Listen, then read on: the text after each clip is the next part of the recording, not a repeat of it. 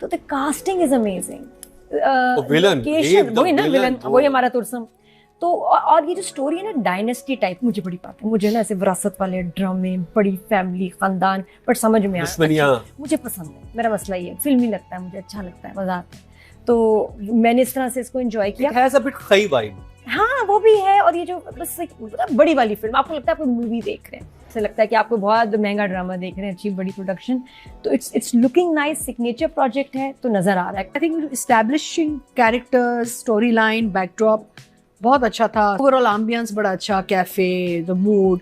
हम drawing room की दीवारों से निकले कि यार हम जब ये कमरों से निकल जाते हैं तो एक स्क्रीन आपकी इतनी फ्रेश फील करती है।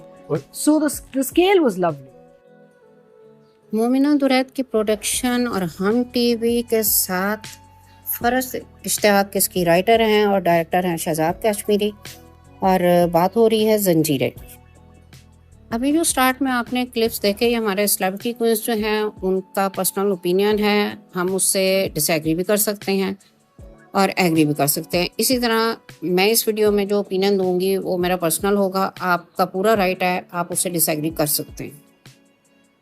4th एपिसोड जो हैं अब तक इसकी ऑन एयर आ चुकी हैं, तो आज हम इसी का खुलासा करते हैं। तो चलें स्टार्ट करते हैं आज की वीडियो। अच्छा, इस ड्रामे में 3 कपल दिखाए जा रहे हैं, एक एहसन खान और मोमिल का। बेसिकली आपको ये मैं बता दूं कि ये इनकी गेस्ट अपीयरेंस है, जो कि बाद में उसमें दिखाया भी जाता है। आगे चल के स्टोरी में अगर एहसन खान और मोमिल को लेके कोई स्टोरी में चेंज आ जाए तो दैट्स अ डिफरेंट इशू।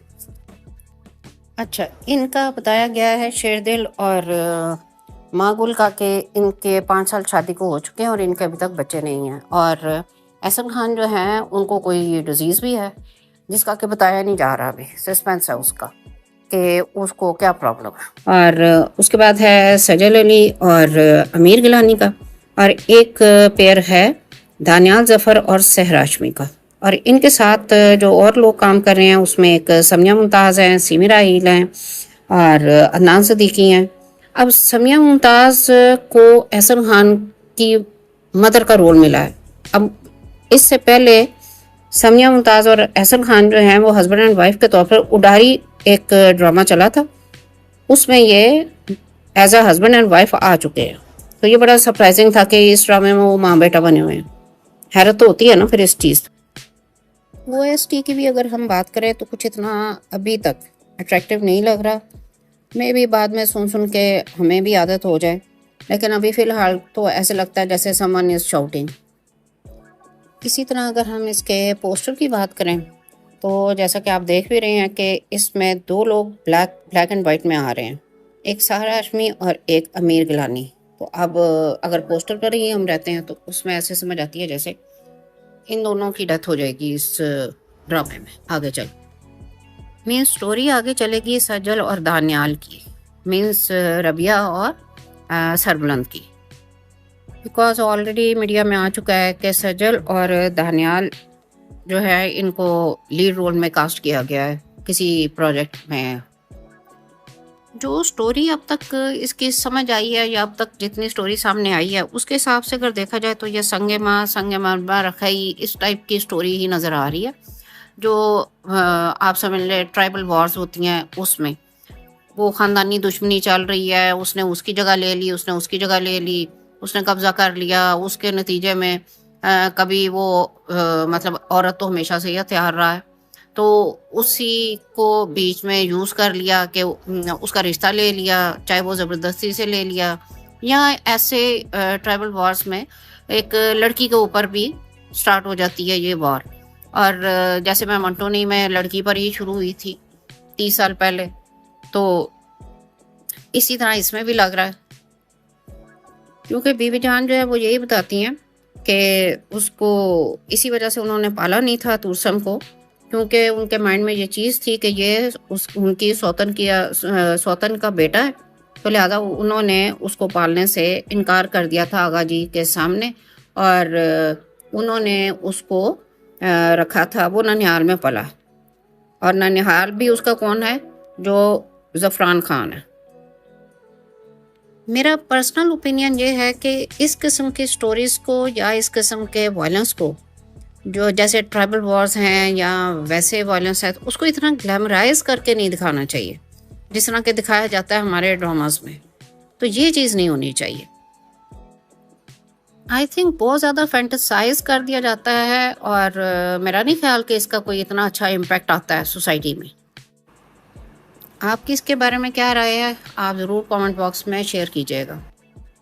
अब चूँकि हम ड्राइंग रूम में से या वो जो रूम्स में हमारे ड्रामे बन रहे थे, कमरों के अंदर सारी पिक्चराइजेशन थी, उसमें से निकल के ओपन एयर में गए हैं, तो स्टार्टिंग सीन जो है वो बड़ा ज़बरदस्त है। इसमें लैंडस्केप बड़े अच्छे दिखाए गए हैं, मतलब पिक्चराइजेशन बहुत अच्छी है। दूसरा ये कि डिफरेंट जगह दिखाई गई हैं, स्पेशली सॉल्ट माइन जो है वो बहुत अच्छी दिखाई गई हैं, उनका कलर बड़ा अच्छा दिखाई दे रहा था उस वक्त, पिंक कलर का। लेकिन जो मेन चीज़ है वो ये है कि एडिटिंग में प्रॉब्लम आया। अब वो क्या है अभी मैं आपको दिखाती हूँ। अब ये देखें जी, ये यहाँ पर मतलब ड्रामा स्टार्ट ही यहीं से हो रहा है। अब यहाँ से ये दिखा रहे हैं कि यहाँ से ये लोग जा रहे हैं और जगह ऐसी दिखाई है कि दूर दूर तक पता चलता है कि कोई चीज़ नहीं है। जैसे यहाँ पर भी मतलब जिस एंगल से दिखाया जा रहा है कि कोई यहाँ पर इतने लोग नहीं होंगे, लेकिन अगर आप गौर करें तो शहर बानो वाली साइड पर दूर देखें आपको गाड़ियाँ चलती हुई नज़र आ रही हैं। अब ये देखें, ये डायरेक्टर साहब जो हैं उनको पता होना चाहिए था, या एडिटर को, कि हम जैसे लोग भी ड्रामा देखेंगे और हम इस चीज़ को नोटिस कर लेंगे। और हैरत की बात है कि ऐसी जगह पर ये गाड़ी में पानी लेकर नहीं निकले। 5 लोग हैं, 3 पीछे गाड़ी में है और 2 ये है। इनमें से किसी ने ये नहीं कहा कि हम पानी लेकर निकले। आगे चल के गाड़ी का टायर पंक्चर हो जाता है और सोराब कहता है कि आप सरबुलंद से कि आपने बाहर नहीं निकलना। साथ ही हमारी जो शायर बानो है उसको प्यास लग जाती है। सरबुलंद जो है वो बाहर निकलता है और वो चला जाता है पानी लेने के लिए। अब यहाँ एक और ब्लंडर होता है। अब मैंने कहा ना कि डायरेक्टर और जो एडिटर हैं उनको ये नहीं पता हम ड्रामा देख रहे हैं। अब ये देखें यहाँ पर क्या होता है। अब जिस टाइम पे सरबुलंद को शहर बानो कहती है कि मुझे प्यास लगी है, पानी चाहिए, तो उसके बैक साइड पे दिखाया कि कुछ भी नहीं था। और जैसे ही सरबुलंद गाड़ी से उतरता है तो शहर बानो साइड पर देखती है तो वहाँ पर सीमी राहिल बैठी हुई है। अब उनका कैरेक्टर का क्या नाम है ये तो हमें नहीं पता, लेकिन वो दिखाते हैं कि वो बैठी हुई है और वो उतर के गाड़ी से तो वो उसके पास चली जाती है। सोराब भी हमारी तरह सोच रहा होगा कि मैंने तो इनको मना किया बाहर नहीं निकलना और ये दोनों ही बाहर निकल गए। अब यहाँ अगर देखा जाए ना तो सीमी राहिल का कैरेक्टर जो है ना बड़ा सस्पिशियस सा है। मतलब एक सुनसान जगह दिखाई गई है, वहाँ पर ये बैठी हुई है और उतर के वो जाती है हमारी जो हीरोइन है जी शहर बानो, और जाके उससे बात करती है। और फिर उसके बाद उसका हाथ देख के जो आगे से सीमी राहिल बात करती है। मक्खी को छोड़ दे, मक्खी को सारे ही डिस्कस कर रहे हैं कि मक्खी ऐसे आई और उसकी आवाज़ उन्होंने इस तरह बताई और ये किया तो वो किया। लेकिन ये जो सीन था और इसके जो डायलॉग थे, सारी स्टोरी ड्रामे की उनमें समझ आ जाती है। कौन है तेरा? मंगेतर है मेरा। अस्तगफुरुल्लाह, हिफाजत में रख। अस्तगफुरुल्लाह, अस्तगफुरुल्लाह, अस्तगफुरुल्लाह। पढ़ा कर धरती पे किए जुल्म और गुनाहों का हिसाब कैसे देंगे?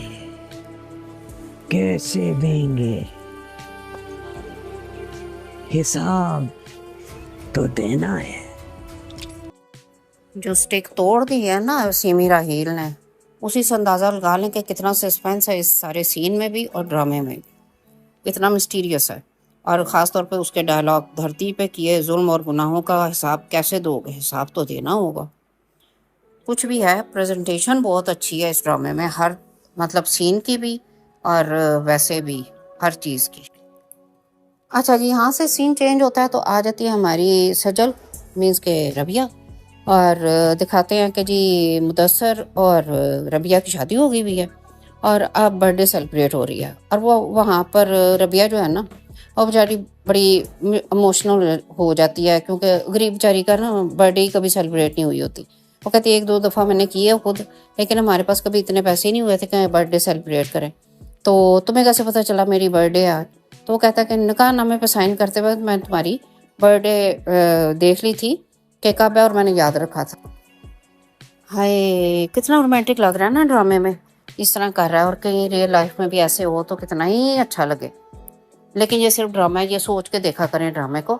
अब हमारी लड़कियां जो है ना, उन्होंने पागल हो जाना इस बात के पीछे कि हाय हमें भी हमारा जो है हस्बैंड वो यही कहे हमारी बर्थडे पे। तो ऐसा कुछ रियल लाइफ में नहीं होता, ये माइंड में रखना चाहिए। अब ये जो समझ आ रही है ना, तो मेरा ख्याल है ये रोमांटिक सीन जो था ना इनका, यही इनका दी एंड है।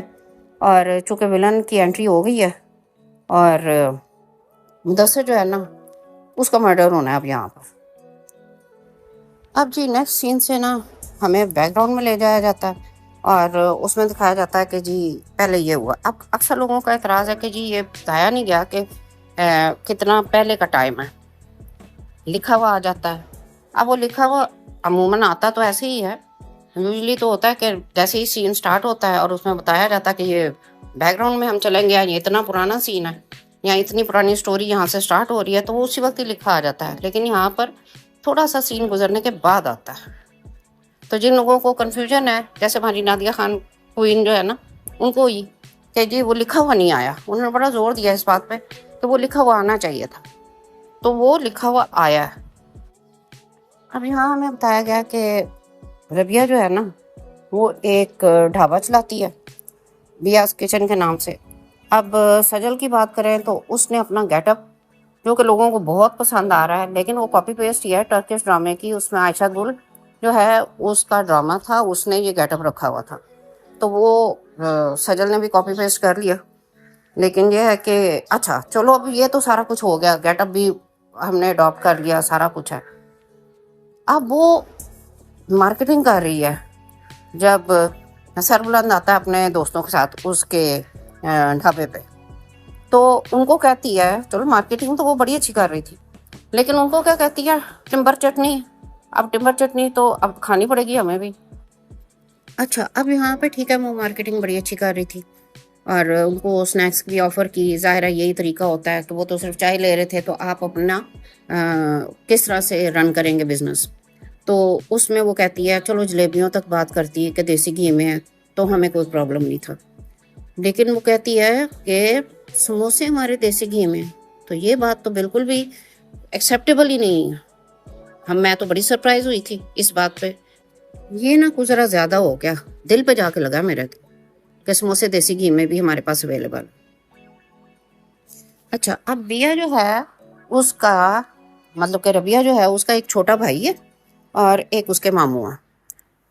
और ये जो है ना मामू इंतहाई शरीफ इंसान दिखाए गए हैं।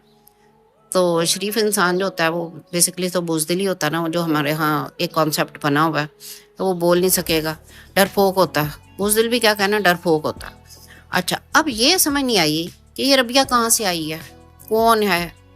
बेशक वो एक अपने सर्वाइवल के लिए वो एक ढाबा चला रही है, वो सब कुछ कर रही है, वो मतलब ये उसका बिजनेस है, उसे वो रन कर रही है, लेकिन ये आई कौन है कौन है, क्योंकि ये इस फैमिली में से तो है नहीं, इन दोनों फैमिलीज में से तो है नहीं। ना तो ये ज़ाफ़रान की फैमिली से है और ना ये शेरदिल की फैमिली से है, तो ये है कौन। अब 4th एपिसोड में जाके फर्स्ट टाइम हम बिया का घर देखते हैं। अब बिया के घर का इंटीरियर देख के तो कहीं से भी ऐसे नहीं लगता कि ये लड़की ढाबा चलाती है और 2 चटनियों समेत, चाय समेत उसके पास सिर्फ 3 आइटम्स हैं, एक जलेबियाँ, एक पकोड़े और देसी घी में फ्राई हुए हुए समोसे। और जिस एरिया में ये ढाबा है उसका, वहाँ ऐसा भी नहीं है कि कोई बहुत ज़्यादा ट्रैफिक है या बहुत ज़्यादा लोग आ रहे हैं, ऐसा भी कुछ नहीं है। अच्छा मोस्टली लोगों को ना सहार हाशमी जो शहर बानो है उसकी एक्टिंग नहीं पसंद, और ये नहीं कि अब से नहीं पसंद, वो शुरू से ही नहीं पसंद, एक इनकी और एक हिना अफरीदी की। और नो डाउट के सनम सईद ने इनकी तारीफ भी की है। तो उनकी शक्ल सूरत की तो उसने तारीफ़ की है कि जी खूबसूरत है, लीथन फेस है, लेकिन एक्टिंग की उन्होंने भी बात नहीं की। तो सब कहते हैं कि इनको एक्टिंग सीख लेनी चाहिए। अच्छा, अब जिस तरह से दिखाया जा रहा है कि ये हवेली है और इसकी एनवायरनमेंट भी समझ आ रही है कि कैसी होगी, क्योंकि इस टाइप की हवेलियों की एनवायरनमेंट ऑलरेडी हम लोगों के माइंड में इस्टेब्लिश हुई हुई है। अब उसके लोग जो हैं, ठीक है, उसने कॉलेज कंप्लीट कर लिया है और एंगेजमेंट उसकी हुई भी है सरबुलंद से, लेकिन इस सब के बावजूद रात ख्वाब में वो डरती है और रात के टाइम वो सरबुलंद के पास भागती है और जाके उसके गले लग जाती है। अब ये क्या था, ये तो समझ ही नहीं आई। इतनी वो बची है कि वो इस तरह से डर के और वो भागी है, तो भाग के वो ये नहीं कि वो गई है उसके पास, क्या नाम है उसका, बीबी जान के पास, उनके पास नहीं गई, वो सरबुलंद के जाके गले लग गई। तुम भाई बीबी जान के गले लग जाओ जाके कि भाई मैं डर गई हूँ। अब ये भी बड़ा सरप्राइजिंग है कि रबिया से ज़्यादा स्क्रीन टाइम जो है वो शहरबानों को मिल रहा है। मतलब थर्ड एपिसोड में, पूरी एपिसोड में रबिया का सीन ही कोई नहीं है। अब जी जब शेर दिल को भी दिखाते हैं ड्रामे में, फर्स्ट उसकी अपीयरेंस आती है, पहले तो उसका जिक्र ही हो रहा होता है ना, लेकिन जब उसकी फर्स्ट अपीयरेंस आती है तो अब वो क्या है, वो अपनी ज़मीनों पे जाता है। पता चलता है जी वहाँ पर हमला कर दिया है ज़फ़रान के लोगों ने और उनके कुछ लोग ज़ख्मी हुए हैं शेर दिल के, और उनके जो जानवर हैं वो भी ज़ख्मी हुए, लेकिन उसके 3 लोग उन्होंने पकड़ भी लिए। चलो जी, अब यहाँ तक तो हमें बात समझ आ गई कि जी ये सारा इंसिडेंट हो गया रात में, लेकिन जो शेर दिल की फर्स्ट अपीयरेंस है, पहले दिखाते हैं वो गाड़ी पे आ रहा है, ठीक है, गार्ड के साथ। उसके बाद वो गाड़ी से उतरता है, उसको बात पता चलती है कि ये हुआ है, ये सारा मतलब उसको बताया जाता है कि ये प्रॉब्लम हुआ है, और उसके बाद वो गाड़ी से उतर के वो घोड़े पे बैठ जाता है। और फिर वो दिखाते हैं जी पीछे गाड़ी आ रही हैं, 2 गाड़ियाँ आ रही हैं, आगे वो घोड़े पे जा रहा है। भाई ये क्या था, या तो वो पहले घोड़े पे आता फिर आके गाड़ी में बैठ जाता, मतलब ये को अजीब ही इन्होंने कर दिया। ये भी कुछ समझ नहीं आई इस सारी चीज़ की भी, कि उसको गाड़ी से उतार के घोड़े पे क्यों बैठा दिया। इसमें डायरेक्टर जो है वो उसकी क्या लॉजिक थी, हमें तो समझ नहीं आई इस चीज़ की। क्या वो हमें दिखाना चाह रहे थे कि वो हॉर्स राइडिंग कैसे करता है, या हॉर्स राइडिंग करते हुए वो कैसा लगता है, अब ये पता नहीं, अब ये डायरेक्टर साहब ही बता सकते हैं। अच्छा आप बताएं, आपका क्या ख्याल है कि शेर दिल जो है वो पहले घोड़े पे आता है और आके गाड़ी पे बैठता है बाद में, या पहले गाड़ी में आया और बाद में घोड़े पे बैठता है? इन दोनों में से कौन सी चीज़ सही है, किस में ज़्यादा उसका इम्पैक्ट आना था उसके कैरेक्टर का? तो आप कमेंट बॉक्स में ज़रूर अपना ओपिनियन शेयर कीजिएगा। अब शेर दिल जो है उसकी शादी को 5 साल हो गए हैं मार्बुल के साथ, और इनके बच्चे नहीं हैं, और वो टाइम टू टाइम कह भी रहा है कि मैं बीमार हूँ, मेरी तबीयत नहीं ठीक। तो फाइनली ये डिसीजन लिया जाता है कि जी इसको ये डॉक्टर को दिखाएगा। सरबुलंद साथ जाता है। टेस्ट रिपोर्ट जब आती है तो उसमें पता चलता है कि उसे स्लो पॉइजन दिया जा रहा। अब ये कौन कर रहा है, ये एक अलग मिस्ट्री है, क्योंकि जो शक जाता है वो सोहराब पे जाता है, क्योंकि सोहराब की जो है कुछ एक्टिविटीज़ ऐसी लगती हैं कि जैसे वो चाहता है, चूँकि वो उसका कज़न है, चचा का बेटा है, तो वो शायद चाहता है कि इसकी डेथ हो जाए और वो सरदार बन जाए, क्योंकि कुछ वाइब्स ऐसी आती हैं उसको देख के कि लगता है वो उसका ग्रे कैरेक्टर है। इसी तरह सरबुलंद का स्टैंड लेना शहरबानों के लिए, उसके वो अपनी स्टडीज़ को कंटिन्यू करे, तो हालांकि वो उनकी फैमिली में दिखाया गया कि ऐसे नहीं हो सकता, लेकिन वो उनको कन्विंस करता है। वो सीन भी बहुत अच्छा था। तन मन नीलो नील के बाद हम अगेन उस्मान जावेद को नेगेटिव रोल में देख रहे हैं इस ड्रामे में, तो जो कि तुरसम है। तुरसम जो है वो अगर हम देखें तो नेचर वाइज वो बड़ा पॉजिटिव इंसान लगता है, क्योंकि जिस वक्त वो ढाबे पे भी जाता है तो जो उसकी कन्वर्सेशन होती है बिया के साथ, तो वो बड़ी रिस्पेक्टफुली उससे चाय मांगता है और बात करता है।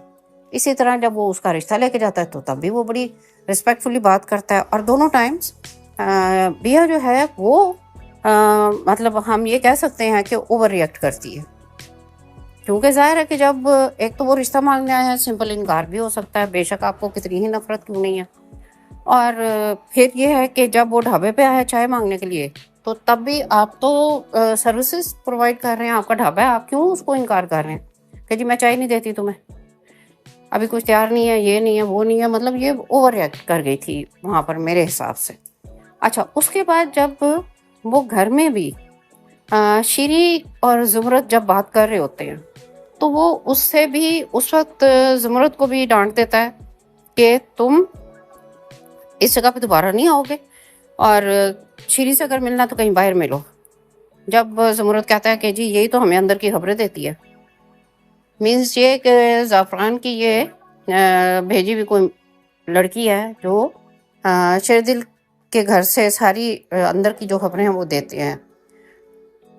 तो वो उस वक्त उसको भी कहता है कि यहाँ दोबारा तो मुझे नज़र ना हो, यहाँ से हवेली की औरतों ने गुजरना होता है। और इसी तरह जब वो बताता है ज़ुमरत को कि जी मैं रिश्ता लेके इस तरह गया हूँ और ऑल दैट, तो वो उसमें वो कहता है कि अगर तुमको तो उठा के ले आते हैं, तो वो भी बात उसको पसंद नहीं आती। वो उसे कहता है कि नहीं, मैं उसको इज्जत और एहतराम के साथ लेके आना चाहता हूँ। तो कहने का मकसद ये है कि वो कोई मतलब ये नहीं है कि वो अगर विलन इसमें आ रहा है तो वो कोई मतलब सिरे से ही नेगेटिव इंसान है, ये उसकी पॉजिटिव चीज़ें हैं। इसी तरह वो शहरबानों से भी बड़े अच्छे तरीके से बात करता है, चाहे वो जिस तरह की भी बात करते हैं, लेकिन रिस्पेक्टफुली ही कर रहा होता है।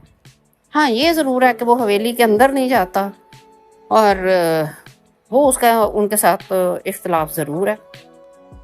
लेकिन एक चीज़ जो है ना, जो समझ नहीं आई, जब तुर्सिम जो है वो शेरदिल और सौराब से बात करने जाता है, बेसिकली तो वो शेरदिल से बात करने जाता है, और तुर्सिम उसे जाके कहता है शेरदिल से कि तुम आगा जी के इकलौते वारिस नहीं हो, मैं भी हूँ, तो मुझे दरिया के साथ वाली ज़मीन चाहिए।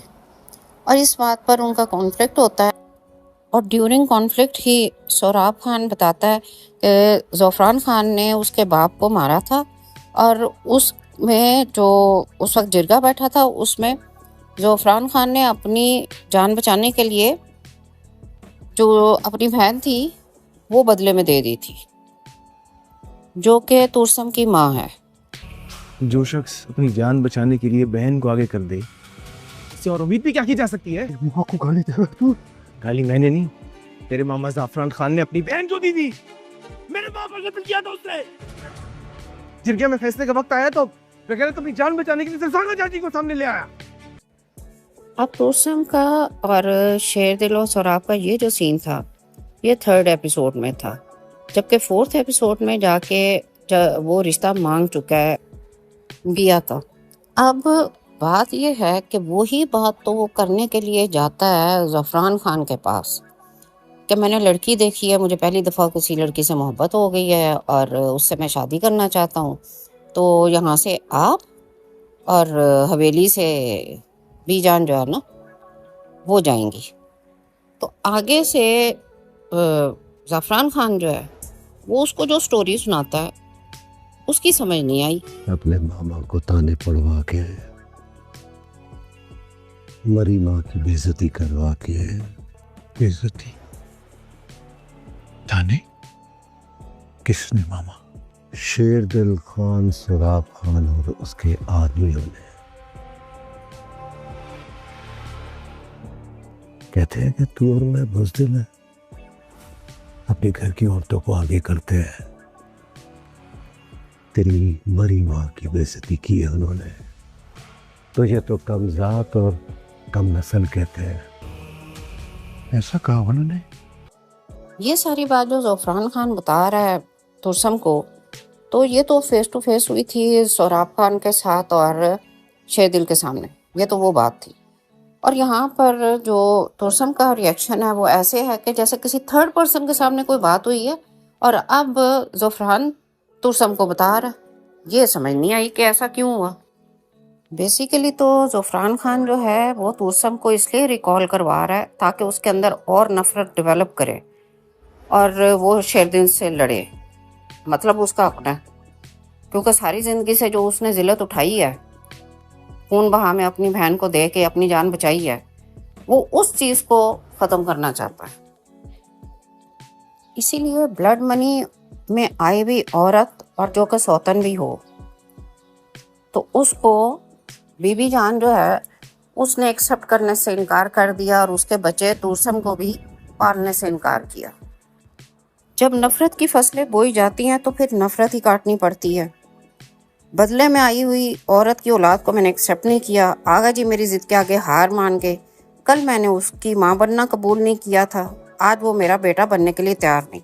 ये डायलॉग तो बहुत अच्छे थे बीबी जान के, लेकिन अब ये समझ नहीं आई कि जब शहरबानो और सोराब जो कि बहन भाई हैं, वो बीबी जान की देवर की बच्चे हैं, तो जब शहरबानो को बीबी जान ने पाल लिया सारा कुछ और वो उसको स्टोरी सुना रही हैं शहरबानो को, तो शहरबानो और सोराब भी तो उसी घर में रह रहे थे ना, तो क्या उनको नहीं पता सारी स्टोरी का? तो ये स्टोरी क्यों सुना रही थी उसको सारी कि जी फिर आगा जी मेरी जिद के आगे हार मान गए और फिर सारी ज़िंदगी ऐसे ही रहा, और फिर आखिर में उन्होंने जब वो बड़ा हुआ तो उसको हवेली से बाहर नेक्स्ट ही बना दी ताकि वो वहाँ पे आके रहे। ये सारी स्टोरी शहरबानों को सुनाने का क्या मकसद था, ये समझ नहीं आई। अपनी गलती एडमिट कर लेना बड़ी बात है, लेकिन अक्सर हमारे यहाँ तो ये होता है कि पाँव कब्र में होते हैं, उसके बावजूद कोई अपनी गलती मानने के लिए तैयार नहीं। यहाँ तो बीजान ने अपनी गलती एडमिट कर ली। बीजान को भी आगा जी के दुनिया से जाने के बाद ही ख्याल आया, उनकी ज़िंदगी में ख्याल आ जाता तो शायद हालात बेहतर हो जाते। इन्हीं बातों की वजह से तुरसम का एटीट्यूड इतना अग्रेसिव है। एक चीज़ ये भी क्लियर हो गई कि शहरबानों को जो शैडो फील होता था वो कौन है, तो वो बेसिकली शीरी है जो कि उसकी समझ जाती है ज़फ़रान खान की तरफ से आई हुई हेल्पर है, जो अंदर की इनको सारी एक्टिविटीज़ का बताती है। अब तक जितनी एपिसोड्स ज़ंजीरे की ऑन-एयर आई हैं उनमें ये सब कुछ हुआ है, लेकिन अगर हम दोबारा फर्स्ट सीन पे जाएं जो फर्स्ट एपिसोड का था कि जिसमें सरबुलंद और शहरबानो गाड़ी में होते हैं, तो वो उनका जो बिहेवियर था वो ऐसा था कि जैसे कुछ बहुत बड़ा हुआ है इंसिडेंट। और जब वो सीमी राहील जो कैरेक्टर है उससे वो मिलते हैं तो वो कहती है धरती पे किए जुर्म और गुनाहों का हिसाब कैसे दोगे, हिसाब तो देना होगा। तो अब अगर शेर दिल की डेथ हो जाती है तो फिर ये बात तो उसने सीमी राहील का जो कैरेक्टर है उसने की है सरबुलंद और शहरबानो से, तो ये बात फिर पता चलता है कि जैसे सोराब की तरफ से सारा कुछ होगा या हुआ है। और अगर शेर दिल की गेस्ट अपीयरेंस एहसन खान की नहीं है तो फिर ऐसे समझ आती है कि जैसे ये सारा एलिगेशन लगा ज़फ़रान पे कि उसने सोराब के बाप को कत्ल किया है और ये सारी चीज़ हुई थी, क्योंकि वरना सीमी राहील सरबुलंद और शहरबानो को ये बात ना कहती। तो ये मिस्ट्री अभी क्लियर होनी है, अब देखते हैं आगे चल के ड्रामे में और क्या क्या चीज़ें क्लियर होती हैं। इसके साथ ही मुझे इजाज़त दें और अपना ओपिनियन कमेंट बॉक्स में ज़रूर शेयर कीजिएगा, और वीडियो पसंद आई हो तो लाइक एंड शेयर भी ज़रूर कीजिएगा। और अगर आप हमारे चैनल पर फर्स्ट टाइम विज़िट कर रहे हैं तो चैनल को सब्सक्राइब कर लें और हमारे फेसबुक पेज को फॉलो कर लें। मिलते हैं नेक्स्ट वीडियो में, till then take care and अल्लाह हाफिज़।